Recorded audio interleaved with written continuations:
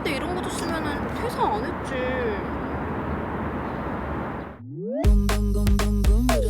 서울리안. 안녕하세요, 서울리안입니다. 오늘 보여드릴 노트북은 경량화 랩탑의 교과서라고 할 수 있죠. 2021년 LG 그램 360 14인치 모델을 가지고 왔습니다.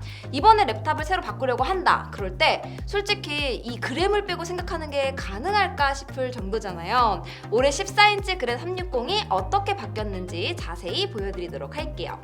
먼저 외관부터 이야기해볼게요. 그램 꽤 오랫동안 써왔지만 떠올렸을 때 뭐가 아쉽다 이런 게 잘 생각이 안 날 정도로 이 경량화 컨셉에 아주 충실한 제품이에요. 항상 느끼는 건데 이 경량화 랩탑이라면서 어댑터가 아주 그냥 이따만한 거 넣어주고 그런 거 없이 진짜 제품 본체뿐만 아니라 이 월차저까지도 경량화를 잘 해줬습니다. 이번에는 거기에 상판 부분 소재를 마그네슘이 아니라 알루미늄 소재로 바꾸면서 고급스러운 외관에도 신경을 쓴 모습이에요. 이전에 그램을 써본 분들은 손을 딱 잡자마자 이거 그램 느낌이 아닌데? 싶은 생각이 들 겁니다.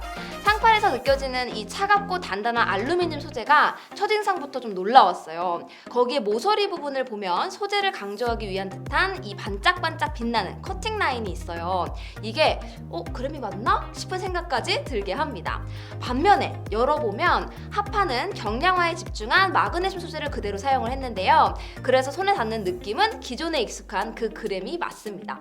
상판을 알루미늄으로 사용을 해야겠다는 이 결정이 경량화 랩탑의 대표주자인 그램에게 그렇게 쉽지는 않았을 텐데요. 좀 어쩔 수 없이 넣었나 싶은 점은 360도 회전하는 힌지 구조상 상판이 어느 정도 무게를 지탱해야 되는 포지션이 되는 경우가 좀 생기거든요. 이때 무게중심도 잡아주면서 단단하게 지탱하는 데 분명히 필요했을 거예요. 그런데 또 한편으로는 이 부분을 똑똑하게 잘 활용해서 US 밀리터리 스탠다드 인증을 받는 데까지 내버리지 하면서 제품의 특장점으로 만든 점은 굉장히 인상적이고 저 역시 동의가 되는 부분입니다.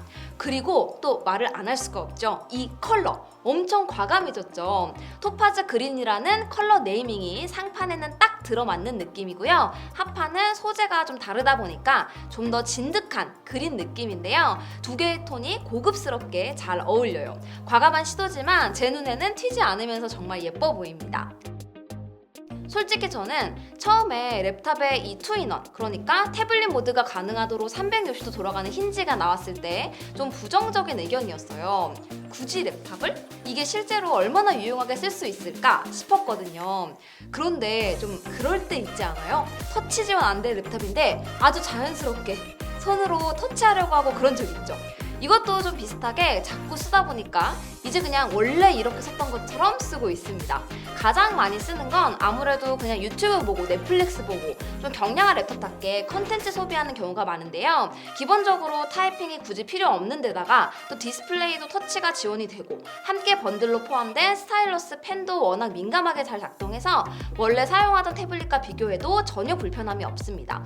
그리고 원래 사용하던 대로 사용을 하면 키보드만큼 거리가 멀어질 수밖에 없잖아요. 뒤집어서 원하는 각도로 스탠드처럼 사용을 하면 더 가까이 볼 수 있어서 이것도 잘 활용하고 있습니다.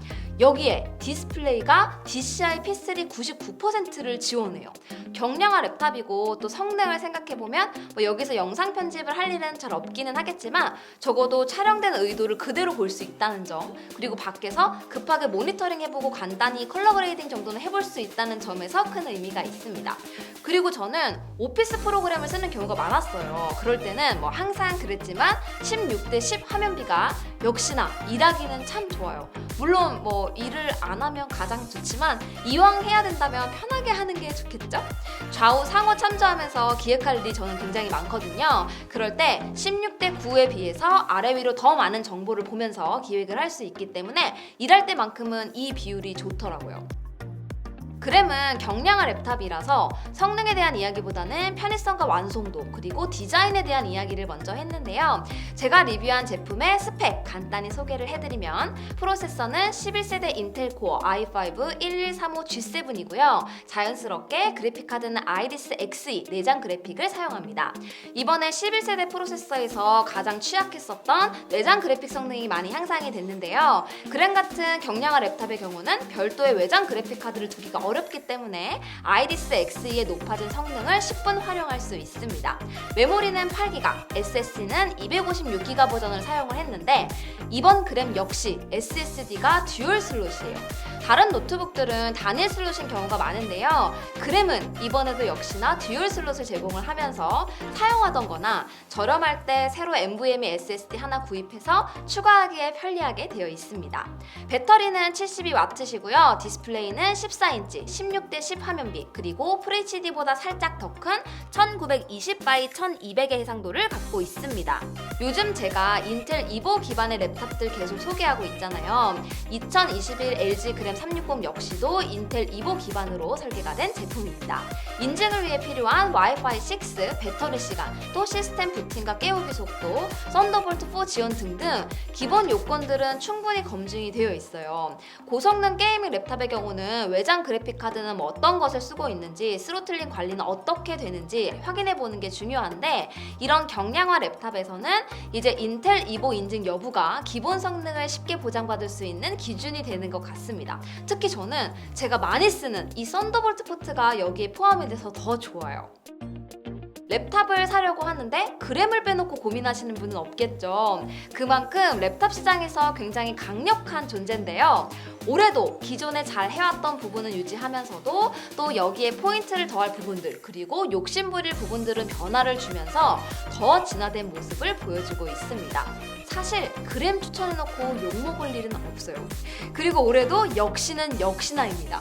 궁금한 점 남겨주시고요. 그럼 저는 다음 영상에서 인사드리도록 하겠습니다. 안녕히 계세요. 올해 LG 입사하면 이거 주나? 아이씨, 다시 입사해야 되나? 안 받아주겠지?